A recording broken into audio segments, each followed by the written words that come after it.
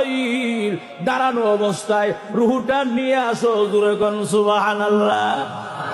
ভাইরা মা সুলাইমান পয়গম্বর লাঠি দিয়ে ভর দিয়া দাঁড়ায় আছে, এমনি দেখা যায় আজরাইলের রুহুটা বের করে নিয়ে যায়, কিন্তু সুলাইমান পয়গম্বর স্টেজ দাঁড়ায় আছে, জিন্দা মানুষের মতো তাকায় আছে। সুবহানাল্লাহ, জিন্দা মানুষের মতো তাকায় আছে।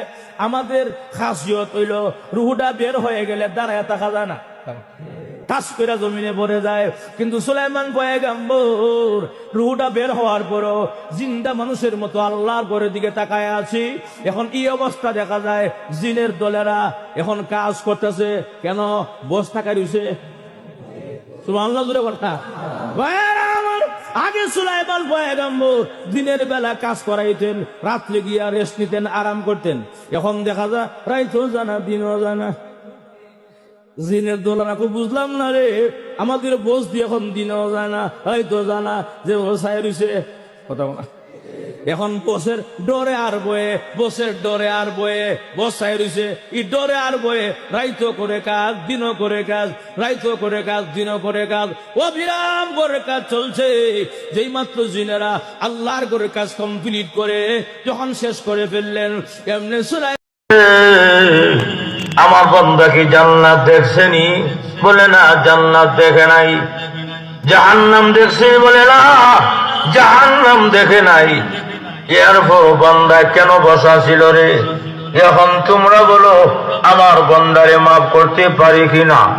এমনি ফেরেশতারা চিৎকার দিয়ে বলবে, প্রভু গো, আর শরম দিও না, লজ্জা দিও না, তাড়াতাড়ি বান্দার গুনাহগুলো মাফ করে এই পৃথিবীর 10টা পৃথিবীর সমান একটা জান্নাতের মালিক বানায়া দাও। আপনার জান্নাতীকে, সাধারণ জান্নাতীকে এই পৃথিবীর 10টা পৃথিবীর সমান জান্নাত দেওয়া হবে, আর যারা পিআইপি জান্নাতী এদেরকে দেওয়া হবে জান্নাতুল ফেরদাউস। সুবহানাল্লাহ, জোরে বল। আর কত বাকি আছে গো তোমার জান্নাতুল ফেরদাউস? এমনি আল্লাহর পক্ষ থেকে ডাকা শুনলাম, জিবরাইল আমার জান্নাতুল ফেরদাউসের 4 ভাগের 1 ভাগ অতিক্রম করেছ, আরো 3 ভাগ বাকি আছে। সুবহানাল্লাহ, জোরে বলা।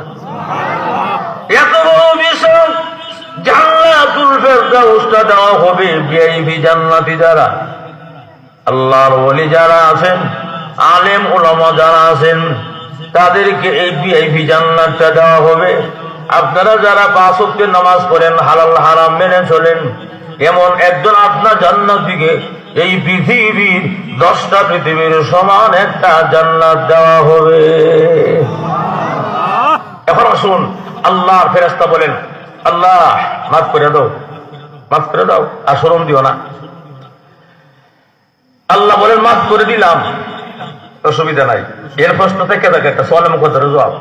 প্রশ্ন, কোন জাতি বানাইলে ভালো হবে, কোন জাতি বানাইলে খারাপ হবে, এটা দুনিয়ার কেউ না জানলেও আমি আল্লাহ ভালো করেই জানি। এই জন্য মহান আল্লাহ রব্বুল আলামিন ফেরেশতাদের কথা প্রত্যাখ্যান করে দিয়া, ফেরেশতাদের কথা মহান আল্লাহ উদ্ধ করে দিয়া বনি আদম তৈরি করে ফেললেন। এখন যেই বনি আদমে কারাগারি করার কথা, মারামারি করার কথা, রক্তপাত করার কথা, এই বনি আদম দেখা যায় আরামের ঘুমকে আরাম করে, আরামের বিছানাকে লাথি মেরে, আর ব্যবসা বাণিজ্য বন্ধ করে, দোকানপাট বন্ধ করে মাহফিলে দিব রয়েছে। আমরা ভাবছিলাম কি আর হইতেছে কি? আল্লাহর শরম দিও না, তাড়াতাড়ি মাফ করে জান্নাতের মালিক বানায়া দাও। কম করছেন, কালকে শরম দিও না কইছিল, মাজর ওঠে কিনা? চোখে দেখতেছি ডুংশ্রী কবরস্থানে কি আযাব আরম্ভ হয়ে গেছে। এখন কান দিয়ে শুনতেছি কি ফিডার আওয়াজ আরম্ভ হয়েছে, মাইরের আওয়াজ। পারো যে আয়না, আমাকে আবার ডুংশ্রী কবরস্থান পাঠায়া দাও। হুজুর ডুংশ্রী যে কইছেন ডাইরেক্ট আয়াত আসেনি, আয়াত নাই, ডাইরেক্ট না ইনডাইরেক্ট আছে। এন ওলামা ইকরাম বসা ফারজি'না রাজা ইয়ারজিউ ভাবে জারবা ইয়াজরু থেকে আসছে, আল্লাহ আমার সেই জায়গা পাঠাও যেই জায়গা দাফন করা হয়েছিল। কথা কোনা, তার মানে হইল যদি কাউকে চট্টগ্রাম দাফন করে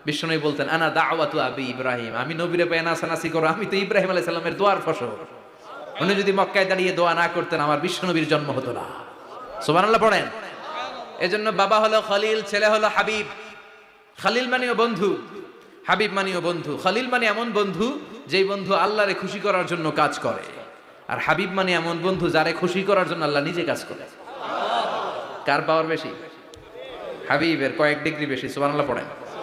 তার মানে বাপ বেটা, বাবা হলো খলিল, ছেলে হলো হাবিব। এই বাপ বেটার মধ্যে অনেক বিষয়ে মিল আছে না নাই? হাদিস কোরআনে খুঁজলে আপনি অনেকগুলো মিল পাবেন। আজকে 7টা মিলের কথা শোনাবো। সাইয়েদনা ইব্রাহিম আলাইহিস সালাম আর বিশ্বনবীর মাঝে 7টা মিল খুঁজে পাওয়া যায়। চিৎকার করে বলেন কয়টা? শুনবেন? কষ্ট হচ্ছে? ঘুমে ধরছে? রাত তো অনেক হয়ে গেল। সর্বনাশ, 11টা। হ্যাঁ শুনবেন? কতক্ষণ? সারা রাত। তাকবীর পড়া যাবে? হ্যাঁ জোরে না আসতে? ভাগাভাগি করে দেন। শুরুতে বিবাহিতরা দেন, তারপর অবিবাহিতরা দেন, তারপর সবাই দেন। দিবেন? বিবাহিত কারা কারা আসছেন দেখি। ঘটনা নাকি? অবিবাহিত নাই এলাকায়? হ্যাঁ কম। মাশাআল্লাহ, তো বরকতের এলাকা। আলহামদুলিল্লাহ। দেখি অবিবাহিত কারা কারা আসছে। ওমা, এগুলো আইলো কই থেকে আবার? দুই হাত করে তুলছে না? এক হাত, এক হাত। ঠিক আছে, মাশাআল্লাহ। শুরুতে বিবাহিতরা দেন, এরপর অবিবাহিতরা দেন। শুরুতে বিবাহিতরা রেডি হন। আমি লিল্লাহি তাকবীর বলে আল্লাহু আকবার। গলা ধার দিতেছে অনেকে। বিবাহিতরা রেডি? দেখবো কাদের পারফরম্যান্স কেমন হয়। বিবাহিতরা পড়েন লিল্লাহি তাকবীর। অনেক আওয়াজ, সংখ্যায় বেশি এরা। এবার অবিবাহিতদের পালা। হ্যাঁ অবিবাহিতরা রেডি? দেখি কি অবস্থা। এবার অবিবাহিতরা দাও লিল্লাহি তাকবীর। মিলে 3টা পড়েন লিল্লাহি তাকবীর, লিল্লাহি তাকবীর, লিল্লাহি তাকবীর। ঘুমটুম আছে না গেছে? বাপ বেটার মধ্যে কয়টা মিল? চিল্লায় বলতে হবে কয়টা? 1 নাম্বার মিল হচ্ছে ফেস কাটিং এ মিল। সুবহানাল্লাহ। সাইয়েদনা ইব্রাহিম আর বিশ্বনবী চেহারা একরকম। বিশ্বনবী যখন মেরাজ রজনীতে আকাশে গেলেন, এক এক আসমানে এক এক নবীর সাথে দেখা, এক আসমানে সাইয়েদনা ইব্রাহিমের সাথে দেখা। মেরাজ শেষ করে যখন সাহাবীদের কাছে বর্ণনা করছেন কোন নবীর চেহারা দেখতে কিরকম, বিশ্বনবী বললেন আম্মা ইব্রাহিম। বুখারীর বর্ণনা, আম্মা ইব্রাহিম ফানজুরু ইলা সাহিবিকুম। আর ইব্রাহিম নবীর চেহারা কেমন জানতে চাও? জানতে হলে আমি বিশ্বনবীর দিকে তাকাও। আমার চেহারা দেখতে যেমন, আমার বাবা সাইয়েদনা ইব্রাহিমের চেহারা প্রায় হুবহু এরকম। তার মানে 1 নম্বরে কোন দিকে মিল? চেহারাতে মিল, ফেস কাটিং এ মিল। চিল্লায় কোন ঠিক কিনা? 2 নম্বরে উসওয়ায়ে হাসানা। 2 নবীর ক্ষেত্রে উসওয়ায়ে হাসানা শব্দ কোরআনে ব্যবহার করেছে কে? লাকাদ কানা লাকুম ফি রাসূলিল্লাহি উসওয়াতুন হাসানা। তোমাদের জন্য বিশ্বনবীর জীবনীর ভেতরে উত্তম আদর্শ আছে না নাই? আবার ইব্রাহিমের ক্ষেত্রে বললেন কদ কানাত লাকুম উসওয়াতুন হাসানাতুন ফি ইব্রাহিম। বিশ্বনবীর জীবনীতে যেমনি তোমাদের জন্য আদর্শ, সাইয়েদনা ইব্রাহিমের জীবনীতেও। সুবহানাল্লাহ পড়েন। তার মানে বিশ্বনবীও মডেল, সাইয়েদনা ইব্রাহিমও মডেল। নাকি শাহরুখ খান আমাদের মডেল? ইমরান খান, জর্দা খান, কেউ আমাদের মডেল? নায়ক নায়িকা, গায়ক গায়িকা, ক্রিকেটার, সেলিব্রিটি, ডান্সার একটাও আমাদের মডেল হতে পারে? কোন কবিরা আমাদের মডেল? আমাদের মডেল হলো নবীরা। চিল্লায় বলেন ঠিক কিনা? কবিরা এক একজন এক এক দিকে যায়, এক একজন এক এক কথা বলে। আউলা ঝাউলা চুল নিয়ে চলে, যার মাথা দিয়ে যেটা বেরোয় সেটা বলে। কিন্তু একজন নবী যেটা বলে অন্য নবী বিপরীত বলে না। কারণ কবিরা কথা বলে তাদের মন মস্তিষ্ক প্রসূত কথা থেকে, আর সব নবীদের কথা আসে একটা হেডকোয়ার্টার থেকে। হেডকোয়ার্টারটা কার? কোন নবী বলছে আল্লাহ একজন, আরেক নবী বলছে না 2 জন হতে পারে। কোন নবী বলেছে আখিরাত আছে, আরেক নবী আয়েশা বলছেন নাও থাকতে পারে। এরকম কইছে? কারণ কবিদের মতো ওনারা মাথায় যা আসে পাগলের মতো তাই বলে না। তাদের মাথায় কথা আসে একটা হেডকোয়ার্টার থেকে। চিল্লায় বলেন হেডকোয়ার্টারটা কার? আল্লাহ বলেন উসওয়ায়ে হাসানা। বিশ্বনবী তোমাদের জন্য আদর্শ, সাইয়েদনা ইব্রাহিম আদর্শ। তার মানে আদর্শিক দিক থেকে 2 নবীর মিল আছে না নাই? 3 নাম্বার, 2 জন নবী উলুল আজমি মিনার রাসূল। এই পৃথিবীতে 5 জন নবীকে আল্লাহ শ্রেষ্ঠ নবী বলেছেন। নূহ আলাইহিস সালাম, ইব্রাহিম আলাইহিস সালাম, মূসা আলাইহিস সালাম, ঈসা আলাইহিস সালাম, বিশ্বনবী মুহাম্মদ রাসূলুল্লাহ সাল্লাল্লাহু আলাইহি ওয়াসাল্লাম। এই 5 জনের ভিতরে বাপ বেটা আছে না নাই? কথা কর। 4 নম্বর মিল হলো বাপ বেটা দুইজনই কাবা বানিয়েছে। আল্লাহু আকবার। সাইয়েদনা ইব্রাহিম বানিয়েছে বয়স্ক অবস্থায়, বিশ্বনবী বানিয়েছেন শৈশবকালে, পড়েন সুবহানাল্লাহ। বিশ্বনবীর বয়স মাত্র 10 বছর। কয় বছর? 10 বছর বয়স আমরা লুঙ্গিও পড়তাম না। কথা কন। ছোট বাচ্চারা অনেক সময় এই বয়সে লুঙ্গি খুলে ফেলায় না? গরমকাল আসলে লুঙ্গিগুলা সব খালের সামনে থুইয়া ডুবায়, চোখগুলা লাল করে এরপরে বাইরে আছে না নাই? কিন্তু বিশ্বনবী লুঙ্গি খোলেন না, লুঙ্গি পড়ে থাকে। কাবা ঘর নির্মাণের কাজ শুরু হলো, বিশ্বনবী পাথর টানতে শুরু করলেন। বিশ্বনবীর বয়সের 8-10 বছরের ছোট বাচ্চারা সবগুলা লুঙ্গি খুলে কাঁধে লইছে। সব বাচ্চারা লুঙ্গি খুলে কাঁধে নিয়েছে, আর ওই কাঁধের লুঙ্গির উপরে পাথর নিয়েছে যাতে ব্যথা না পায়। বুদ্ধি আছে।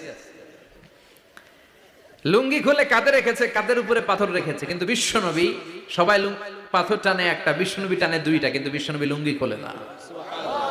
কি নবী ছিলেন, কি লাজুক ছিলেন। এখন আমাদের মধ্যে লাজুকতা নাই। বাবা ছেলে মেয়ে সব মিলে একসাথে হিন্দি সিরিয়াল দেখে, এরকম ফ্যামিলি আছে না নাই? লাজুকতা হারাতে বসেছি। আল হায়াউ শু'বাতুম মিনাল ঈমান। লাজুকতা ঈমানের অঙ্গ। ইযা লাম তাস্তাহি ফাসনা মা শি'তা। যখন তোমার লজ্জা থাকবে না, তোর যা মন চায় তুই তাই করতে পারবি।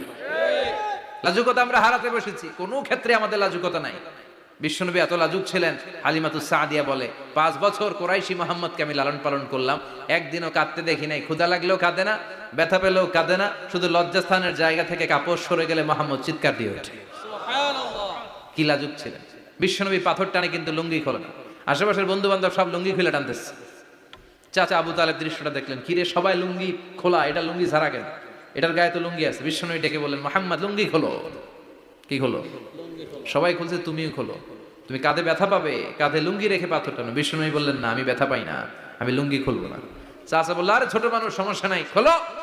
গোছা ধরে টান দিবে, টান দেওয়ার আগে বিশ্বনবী বেহুশ হয়ে জমিনে পড়ে যায়। লুঙ্গি খোলা আর হয় নাই। বিশ্বনবীর লজ্জাস্থানও কেউ দেখে নাই। আল্লাহু আকবার। তার মানে কাবা ঘর নির্মাণের দিক থেকে বাপ বেটার মধ্যে মিল আছে না নাই? সাইয়েদনা ইব্রাহিম কাবা বানালেন বয়স্ক অবস্থায়, বিশ্বনবী বানালেন শৈশবকালে, পড়েন সুবহানাল্লাহ। এরপর 6 নম্বরে ঈসা আলাইহিস সালাম তিনি এক পাহাড়ের পাদদেশ দিয়ে যাচ্ছে। তা আপনারা জানেন তো, আরবে বড় বড় পাথরের পাহাড় আছে। তো দেখলেন মস্ত বড় একটা পাথর পড়ে আছে। তো তিনি আশ্চর্য হয়ে চিন্তা করলেন, এত সুন্দর একটা পাথর, পাথরের ভিতরে কি আছে? তো তিনি পাথরের মধ্যে কি আছে আল্লাহকে বলেন, রাব্বি এত সুন্দর পাথর, সাদা মার্বেল পাথর, চকচকে সাদা, পাথরের মধ্যে কি আছে? বলে, ঈসা তুমি কি দেখতে চাও? বলে, হ্যাঁ রব দেখতে চাই। বলে, তাহলে তুমি তোমার হাতের লাঠি দিয়ে পাথরে আঘাত করো। তো আঘাত করার সাথে সাথে পাথর দ্বিখণ্ডিতে বিভক্ত হলো। ঈসা আলাইহিস সালাম লক্ষ্য করলেন পাথরের ভিতরে একজন আল্লাহর বান্দা সবুজ একটা লাঠির উপরে ভর করে দাঁড়িয়ে আল্লাহ জিকির করতেছে। এটা আশ্চর্য না? আশ্চর্য। তো ঈসা নবী জিজ্ঞেস করলেন, হে বান্দা তুমি কি করো? বলে, আমি আল্লাহ জিকির করি। কত বছর? বলে, 400 বছর ধরে। বলে, খাও কি? বলে, ওই পাথরের ভিতরে একটা আল্লাহ আঙ্গুর গাছ লাগাইছে, ওই আঙ্গুর খেয়ে খেয়ে আমি বেঁচে আছি। একসাথে বলবেন আল্লাহু আকবার। আমাদেরকে খাওয়ায় কে? বৃষ্টি দেয় কে? যদি না দিতেন আমাদের কিছু করার ছিল? কিচ্ছু করার ছিল না। গত বছর মাঝখানে বৃষ্টি নাই, প্রচন্ড গরম গরম গরম, জায়গায় জায়গায় সালাতুল ইস্তেসকা হয়, বৃষ্টি নাই বৃষ্টি নেই। আবার যখন শুরু হয়েছে তখন থামে না। পানি দিতে দিতে দিতে দিতে দিতে দিতে আল্লাহ বন্যায় দিয়ে ফেললেন। শেষ পর্যন্ত পানি ঠেকানোই যায় না। বলেন মালিকটাকে? আল্লাহ। সমুদ্রের ভিতরে একটা মাছ আছে নীল তিমি। একটা মাছই প্রত্যেক দিন 110 মণ খাবার খায়। আপনি কয় কেজি খান বলেন তো? আমরা কয় কেজি খাই? আধা কেজি। যারা বেশি পরিশ্রম করে তারা খাইলেও খাইতে পারে। তো এইরকম পুরুষ এখন খুব কম। লাখের ভিতরে 2-4 জন আছে কিনা সন্দেহ, আগে ছিল। তো 4 জনে আমরা এখন আধা কেজি খাই, কথা সত্য। তো একটা তিমি মাছ প্রত্যেকদিন 110 মণ খাবার খায়। ওর ব্যাংকের অ্যাকাউন্ট নাই, ওর জাতিসংঘ নাই, ওর আগামী দিনের খাবার জমা নাই, ওর সুদের কারবারি নাই, ওর ঘুষের কারবারি নাই। আর আমরা হাফ কেজি চালির ভাত 4 জনে খাই, তারপর সুদের কারবারি, ঘুষের কারবারি, কিলিকিলি, মারামারি, ফাঁসাফাঁসি, লাঠালাঠি, গুতাগুতি চলতেইছে। কথা কন ঠিক কিনা? তাহলে বিচার কি মাছের হবে না আমাদের হবে? একসাথে বলেন, মাছ বিচার কি আমাদের হবে না মাছের হবে? আমাদেরই হবে। বুঝতে হবে আমাদেরকে। প্রিয় দৌলতপুরবাসী মনোযোগ দিবেন। হযরত ঈসা নবী জিজ্ঞেস করলেন, হে বান্দা, কত বছর তুমি এখানে আসো? আল্লাহর বান্দা ডাক দিয়ে বলে, হুজুর 400 বছর ধরে আমি আল্লাহ জিকির করি। বলে, তুমি খাও কি? পাথরের ভিতরে আল্লাহ আঙ্গুর গাছ লাগাইছেন, আমারে আল্লাহ 400 বছর ধরে আঙ্গুর খাওয়াইয়া খাওয়াইয়া আল্লাহ জীবিত রাখছে।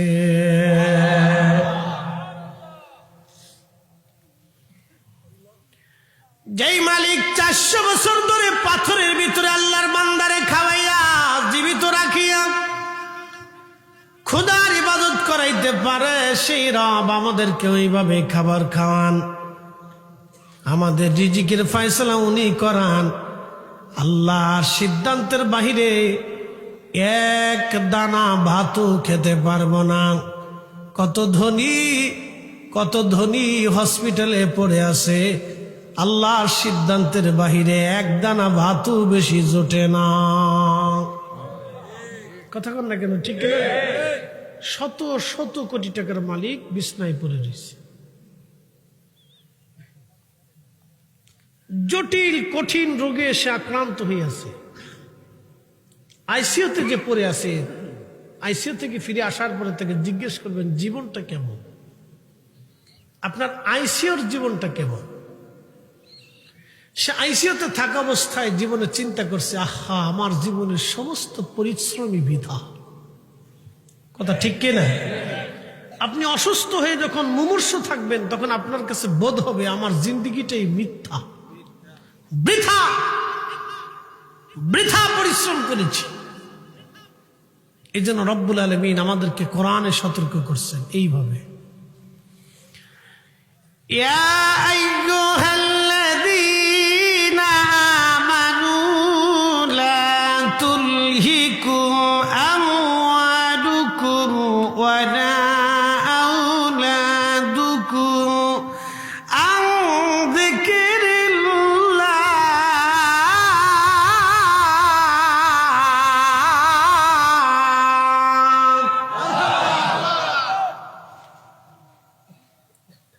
এই ছেলেরা আল্লাহর কালাম প্রতিদিন তেলাওয়াত করে। আপনি টাকা দিয়ে গেছেন, আপনি ঘুমাবেন কিন্তু নেকি ঘুমাবে না। আপনি মার জন্য রেখে গেছেন, মা কবরে থাকবে, আপনি মার কথা ভুলে যাবেন কিন্তু কোরআন আপনার মাকে ভুলবে না। আপনার 1 টাকাও নষ্ট হয় নাই। এটা জোড়ায় জোড়ায়, পাটে পাটে, পয়েন্টে পয়েন্টে, অণুতে পরমাণুতে কাজে লেগে গেল। ইয়া আইয়ুহাল্লাযীনা আমানু লা তুলহিকুম আমওয়ালুকুম ওয়ালা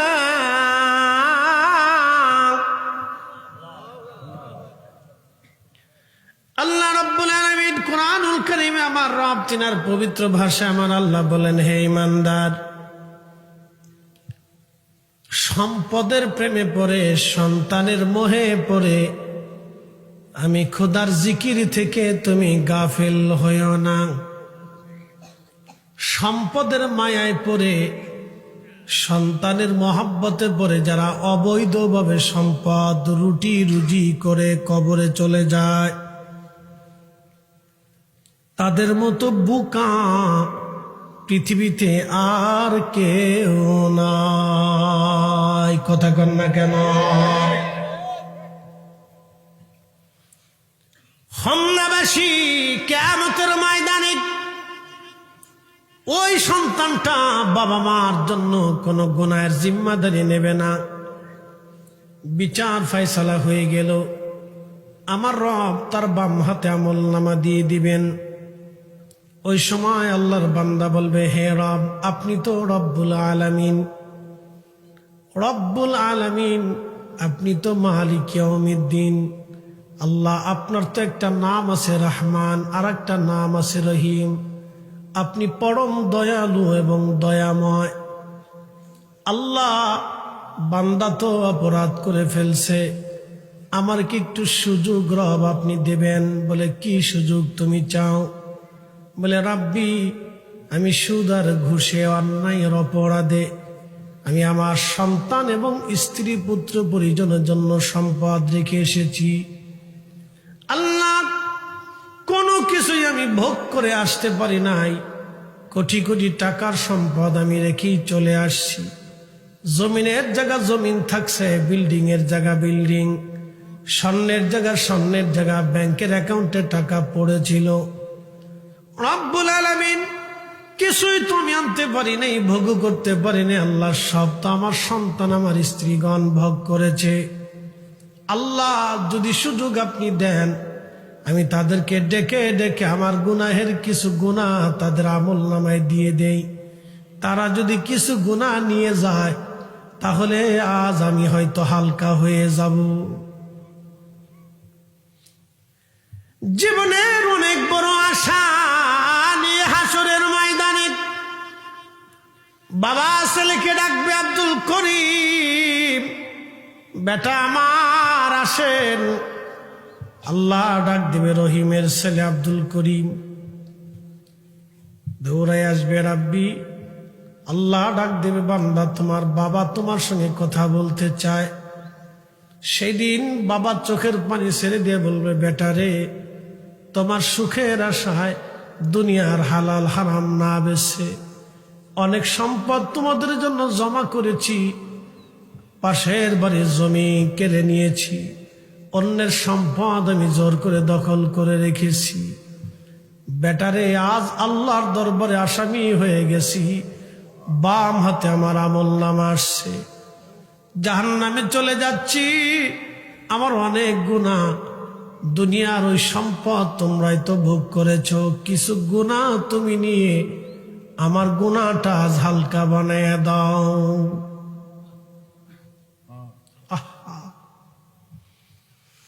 নবীজি ডাক দিয়ে বলতেছে, সাহাবীরা রে, তিন জায়গা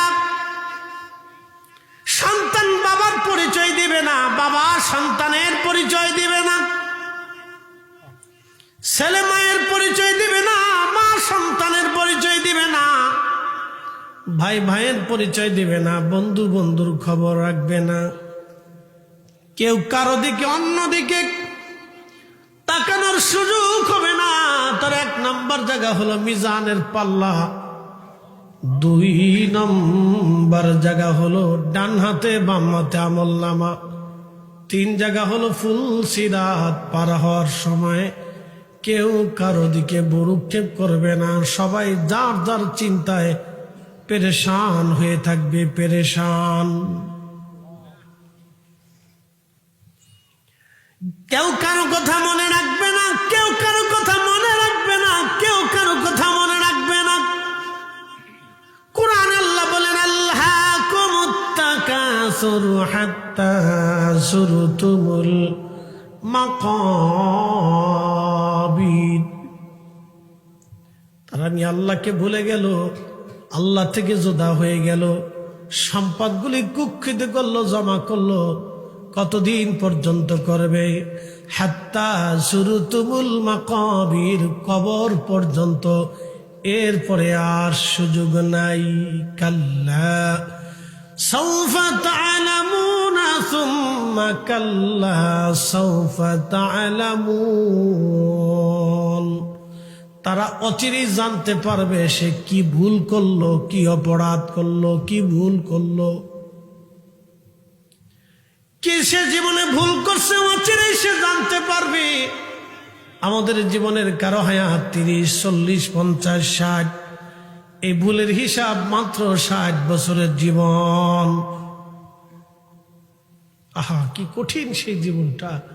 খুব আমি ডিপলি আপনাদেরকে শোনাইতেছি, হাসরের ময়দানের একটা পরিস্থিতি আপনাদের সামনে উপস্থাপন করতেছি। তখন ছেলেটা স্পষ্টভাবে বলবে, বাবা সন্তান হিসেবে আমার অধিকার ছিল, পিতা হিসেবে আপনার দায়িত্ব ছিল। হালালে হারামে এটা আমার দেখার বিষয় না। আপনাকে তো আমি হারাম উপার্জন রেখে আমার জন্য সম্পদ রেখে আসতে বলিনি। আজকে এই গুনাহের জিম্মাদারি আমি নিতে পারবো না, আমি নিজের পাপের চিন্তায় পেরেশান হয়ে আছি। আহা, সন্তানের দিকে বাবা শুধু সেই দিন ফেল ফেল করে তাকিয়ে থাকবে, কিচ্ছু করার নাই। আল্লাহ ডাক দিয়ে বলবে, বান্দা আর কেউ কি আছে তোমার? বলেন, আপনি আমার মেয়েটা আছে, যে কলিজার টুকরা মেয়েটার জন্য এত কিছু করেছি। বিবাহে 20-30 লক্ষ 50 লক্ষ টাকা খরচ করেছি। মেয়েটাকে ডাক দিবে রহিমা, দৌড়ে আসবে। বাবা ডাক দিয়ে বলবে, বেটি আমার, সুখের জন্য হালালে হারামে জিন্দেগি গঠন করে তোমার জন্য সম্পদ রেখে আসছি। ছেলে আমার, কিছু তুমি আজকে আমারে দিয়ে যাও। মেয়ে আমার, আজকে আমি অনেক বড় গুনাহ জমা হয়ে গেছে, বাম হাতে আমল নামায় কিছু গুনাহ তুমি আজকে নিয়ে যাও, আমার গুনাহগুলি হালকা বানিয়ে দাও। মেয়েটা ডাক দিয়ে বলবে, আব্বাজান, হালালে হারামে জিন্দেগি গঠন করে সম্পদ রেখে আসার বিষয়ে আমি কিছুই জানি না। এখানে তো আমি আপনাকে হালাল হারাম হারাম করতে বলি নেই বাবা। আপনার গুনাহের জিম্মাদারি আজ আমি নিতে পারবো না বাবা, আমি নিজের পাপের চিন্তায় বড় পেরেশান হয়ে আছি। শেষ। আর আপনার স্ত্রী এতে তো দুনিয়াতে ঝগড়া বাঁধায়। আসতে ঠিক কোনকে জোরে খন। আপনার স্ত্রী হাতে তো দুনিয়াতে ঝগড়া করে, হাসরের ময়দানে তো আরো করবো।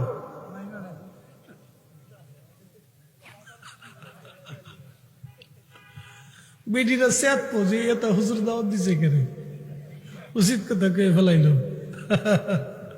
হাতে তো দুনিয়াতে ঝগড়া করে। বলে, হুজুর আপনি কি করে বুঝলেন? আল্লাহ নবী বলেন, আমি জাহান্নামের দিকে তাকাইলাম, শুধু নারী আর নারী, শুধু মহিলা আর মহিলা জাহান্নামে। সাহাবীরা বলল, হুজুর কোন কারণে এত নারী জাহান্নামে? সহিহ বুখারীর কিতাবুস সালাতের বাবু সালাতুল কুসুফের হাদিস।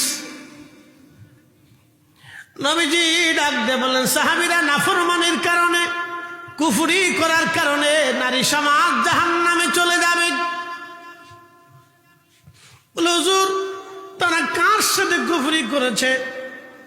আল্লাহর সাথে কি কুফরি করেছে? নবীজি বললেন না। তাহলে আপনি রসুলের সঙ্গে কি তারা কুফরি করলো? নবীজি বললেন না। বলে, তাহলে কার সাথে কুফরি করলো? বলে, স্বামীর সাথে কুফরি করেছে। হুজুর স্বামীর সাথে নারী স্ত্রী কিভাবে কুফরি করে? নবীজি বললেন, তুমি তোমার স্ত্রীকে সারা জীবন যদি ভরণ পোষণ দাও, সারা জীবন তুমি দিছো, সারা জীবন, জীবনের একটা পর্যায়ে যদি দিতে কম হয়, সারা জীবন দিছো, সারা জীবন দিছো, সারা জীবন দিছো, জীবনের একটা পর্যায়ে যদি তুমি দিতে অপারগ হও, ব্যর্থ হয়ে যাও, তোমার স্ত্রী বলেই ফেলবে, স্বামীরে তোমার কাছ থেকে সারা জীবন কিছুই পাই নাই। কথা কন না কেন? 100% নারীর ভিতরে 90% এই কথা বলে। আপনি খোঁজ নিয়ে দেখেন, 100% নারীর ভিতরে 90% এই কথা বলে, তোমার সাথে বিয়ে বসে আমি কিচ্ছু পেয়েছি না।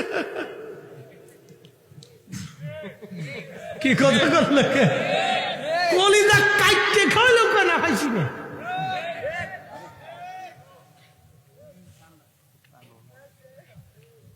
শোনেন, আমি একটা কথা বিশ্বাস করি, পৃথিবী পুড়ে যাবে, সাগর শুকিয়ে যাবে, আকাশ ভেঙে যাবে, আল্লাহ রসুলের একটা কথাও মিথ্যা হবে না।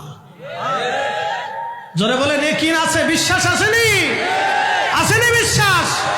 রসুল 1450 বছর আগে বলেছিলেন, আমার এই উম্মত, আমার উম্মতের ভিতরে জেনা ব্যভিচার এমন ভাবে ছড়াবে যে প্রকাশ্যে আমার উম্মতের পুরুষ নারীরা জেনা করবে। আপনি যদি বিশ্বাস না করেন প্রত্যেকটা পার্কে চলে যাবেন, যদি বিশ্বাস না করেন সমুদ্র সি বিচগুলিতে যাবেন, যদি বিশ্বাস না করেন তো বিনোদন কেন্দ্রগুলিতে যাবেন, যদি বিশ্বাস না করেন তাহলে আপনি একটা কনসার্ট দিয়ে দেখেন যে কত নারী পুরুষের বেহাপনা হয়। কথা বল না কেন? এর থেকেই বোঝা যায় যে উম্মত কিয়ামতের সন্নিকটে আলামতে সুগরার শেষ পর্যায়ে চলে আসছি আমরা। কিয়ামতের আলামত দুই ধরনের, আলামতে সুগরা, আলামতে কুবরা। তা আমরা আলামতে সুগরার শেষ পর্যায়ে চলে আসছি।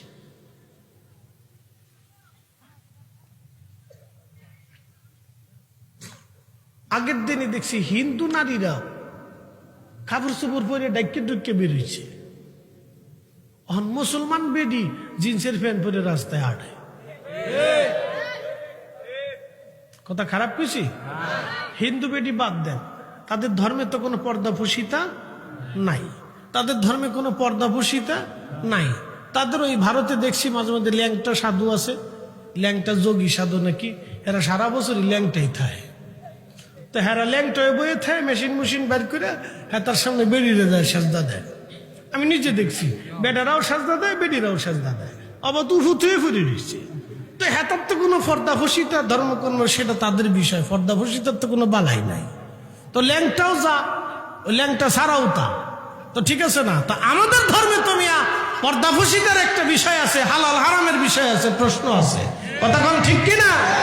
মুসলিম নারী যখন বেপর্দা হবে তখন বুঝতে হবে এটা কি আমাদের সন্নিকট সময় ঘনাই গেছে।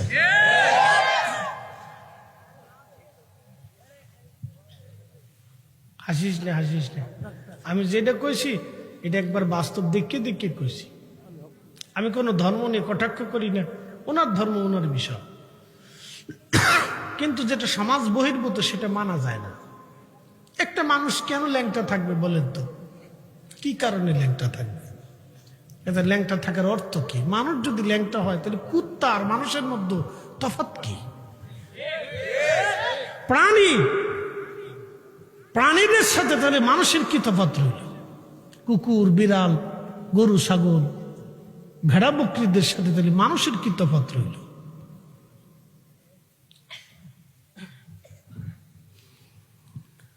প্রিয় হোমনাবাসী, মনোযোগ দিয়ে কথাগুলি শুনে যাবেন। আজ হাজিরিন, হযরত ঈসা রুহুল্লাহ আলাইহিস সালাতু ওয়াস সালাম ও হাসরের ময়দানে আল্লাহ ডাক দিবে, বান্দা আর কে তোমার আসেনি? বলে আমার স্ত্রী আছে। বলে ডাকো তোমার বিবিকে। বিবিকে ডাকা হবে। বিবি, বড় মামলা আর আসামি আজ হয়ে গেছি, ছেলে মেয়েরা বলছিলাম তারা আমাদেরকে ছেড়ে চলে গেল। বিবিরে, তোমার সুখের জন্য হালাল হারাম আমি বাসি নাই, তোমার একটু ভালোবাসা পাওয়ার জন্যে আমি জীবনে বহু পরিশ্রম করেছি। বিবি, আজকে আল্লাহর দরবারে মামলার আসামি হয়ে গেছি, অনেক বড় গুনাহ জমা হয়ে গেছে। বিবিরে, কিছু গুনাহ তুমি আজকে ভাগ করে নিয়ে নাও, কারণ জীবনে দুইজন একসঙ্গে বসবাস করেছি, সুখ আর দুঃখ ভাগ করে নিলাম। আজকে হাসরের ময়দানেও কিছু দুঃখ তুমি ভাগ করে নিয়ে যাও। স্ত্রী ডাক দেবে, স্বামী, বিবাহের সময় শর্ত ছিল আপনি আমাকে ভরণ পোষণ দিবেন সম্মানজনক, হালালে না হারামে। আপনার তো কথা ছিল হালালে, কিন্তু আপনি হারামে কেন করলেন? এটা আমার সাবজেক্ট না গো স্বামী, ওই বিষয়টা আপনি আল্লাহর সাথে মিটায়ে নেন। আজকে আপনার কোনো গুনাহের জিম্মাদারি আজ নিতে পারবো না, অতএব আপনার চিন্তা আপনি করেন, আমি নিজের চিন্তায় বড় পেরেশান। আল্লাহর বান্দা তখন কাঁদতে থাকবে, রব বলবেন, বান্দারে আমি রব তোমাকে ফয়সালা করে দিলাম, তুমি তোমার পাপের জন্য তুমি জাহান্নামে চলে যাও। আমি কি তোমাকে সেই দিন সতর্ক করি নেই? ইয়া আইয়ুহাল্লাযীনা আমানু, হে ঈমানদার, লা তুলহিকুম আমওয়ালুকুম ওয়ালা আওলাদুকুম আন যিকিরিল্লাহ, সম্পদ এবং সন্তানের মোহে পড়ে তুমি আমি আল্লাহর জিকির থেকে গাফিল হয়েও না। এই কথা কি তোমার সেই দিন আমি বলি নাই? ওয়া ইয়াফআল যালিকা ফাউলাইকা হুমুল খাসিরুন।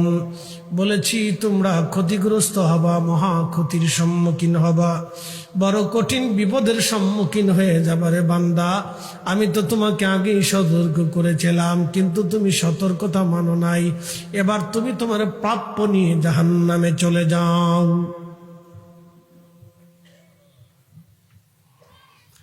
হাজিরিন, বুঝে বুঝে যাওয়াটা জরুরি। দুনিয়াটা বুঝের জায়গা, পরীক্ষার জায়গা। পরীক্ষার জন্য পৃথিবীতে আসছি। আল্লাহর কোরআন বলতেছে ওয়ালা নাবলুওয়ান্নাকুম বিশাইইম মিনাল খাউফি ওয়াল জুই ওয়া নাকসিম মিনাল আমওয়ালি ওয়াল আনফুসি ওয়াস সামারাত। আমি সম্পদ কেড়ে নিয়ে, জীবন কেড়ে নিয়ে, অর্থ নষ্ট করে দিয়ে, অনাবৃষ্টি অতিবৃষ্টি খরা দিয়ে তোমাদেরকে পরীক্ষা করব। আমি রব পরীক্ষা করব। ওয়াবাশশিরিস সাবিরিন, এই কঠিন পরীক্ষার সময় যারা সবর করে আল্লাহর জন্য, তারাই কামিয়াব হবে। একবার জোরে বলা যাবে কি মারহাবা। অর্থনৈতিক অবস্থা দুর্বল হয়ে গেছে, অর্থনৈতিক অবস্থা দুর্বল হয়ে গেছে। এখন আপনি কি করবেন? আল্লাহ আপনার পরীক্ষায় ফেলেছে। এখন আপনি সুদ খেতে পারবেন না, ঘুষ খেতে পারবেন না, অন্যায় করতে পারবেন না, ডাকাতি করতে পারবেন না, চুরি করতে পারবেন না, অন্যের মাল দিতে পারবেন না। আপনাকে কাজ করে করে করে করে, কম হোক বেশি হোক, সামান্য হোক অল্প হোক, খেয়ে খেয়ে খেয়ে খেয়ে আল্লাহর পথে যদি চলতে পারেন, আল্লাহ বলছেন তার জন্য অনেক বড় সুসংবাদ। আমি আল্লাহর পক্ষ থেকে একটা বিরাট বড় জান্নাত, 10টা দুনিয়ার সমান। একসাথে বলবেন আল্লাহু আকবার। দুনিয়াতে মানুষ কয় ইঞ্চি মাটি নিয়ে মারামারি করে কোন তো? 4 ইঞ্চি, 8 ইঞ্চি, 1 হাত, হাফ হাত, আধা হাত, হ্যাঁ, মুঠুম হাত, এটা নিয়ে কারাকারি করে। আমার ভিতরে গাছ লাগাই সবকে। আবার এমনও কিছু প্রতিবেশী আছে নিজের জাগাত ভিতরে গাছ লাগাইয়া অন্যের জাগাত দিয়ে বেহা করে দেয়। কি কথা করেন না? এরা মুসলমান। শয়তানে হাসে আর কয় বাপরে বাপ, তোরা দিয়ে আমার চাইতে বড় সিটার। নিজের জায়গাত গাছ লাগাইয়া বাঁকা করে অন্য জায়গাত ঘুরাই দিচ্ছে যে ছায়াটা ওর ভিতরে পড়ুক।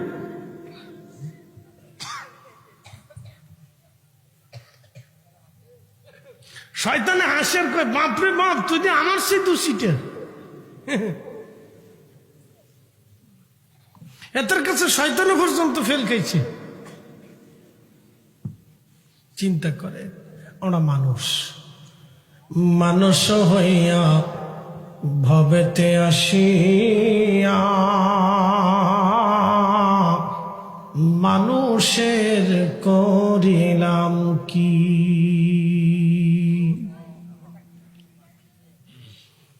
হন্নাবাসী মনোযোগ দিবেন। আল্লাহ কোরআনে বললেন আল্লাযী খালাকাল মাউতা ওয়াল হায়াতা লিয়াবলুয়াকুম আইয়ুকুম আহসানু আমালা।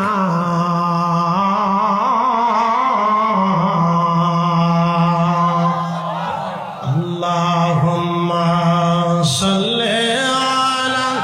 আহা, জবান খুলে বসে, উঠবেন না, একটা লোক উঠবেন না, বসে যান, কিছু কথা শুনে যান। ওয়ালা আলি সাইয়্যিদিনা।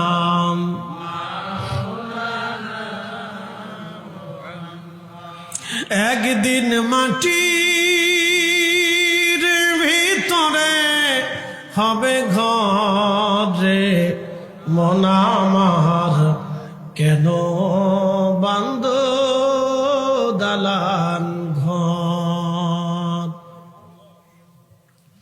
আপনি যদি আজ মারা যান, ধরেন অ্যাক্সিডেন্টে মারা গেলেন আপনি, আপনারে পলিথিনের মধ্যে পেঁচাইয়া সুন্দর করে আপনাকে বেঁধে নিয়ে আসবে। তাও কোথায় নিয়ে আসবে জানেননি? টমটমের ভিতরে, ট্রাকের মধ্যে, অথবা পিকআপের ভিতরে, অথবা আপনাকে নিয়ে আসলো অ্যাম্বুলেন্সের ভিতরে, অথবা বেশি দিন হলে আপনাকে ডিপ ফ্রিজে করে নিয়ে আসবে। ডিপ ফ্রিজে করে এনে দেরি করবে না, আধা ঘন্টার ভিতরে তাড়াতাড়ি কবরে নামিয়ে দেওয়া হবে। কারণ মানুষের মৃত্যুর পরে মাত্র 24 ঘন্টা পরে পায়খানার রাস্তা দিয়ে পোকা বের হয়। ওই পোকাটা তামাম শরীরে ছড়াইয়া যায়, শুধু ছড়াইয়া যায় না, গন্ধ বের হতে থাকে। আর মাত্র 24 ঘন্টার ভিতরে গন্ধ ছড়াইয়া যায়। এই দুর্গন্ধের কারণে আপনার স্ত্রী আপনাকে কাছে রাখবে না, কলিজার টুকরা সন্তান ঘরের মধ্যে রাখবে না, আপনার আপনজন কেউ রাখবে না।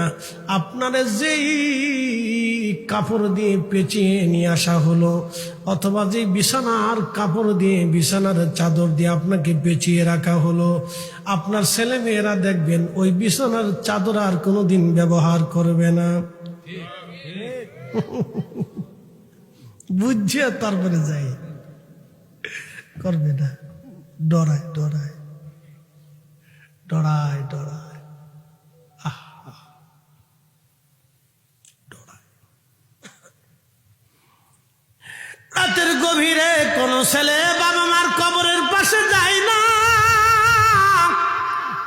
কিন্তু কত বাবা মা রাতের গভীরে ছেলের কম্বল ঠিক করে দিয়েছে, ঘুমাইল কিনা বাবা খোঁজ নিয়েছে। মা রাতের পর রাত এসে এসে দেখে গেছে আমার ছেলেটা ঠিক মতো আসেনি, কিন্তু আজ মা কবরে চলে গেল, ছেলেটা একটা বারের জন্য মার কবরের পাশে দাঁড়ায়া বলে না, মা ভালো আসনি।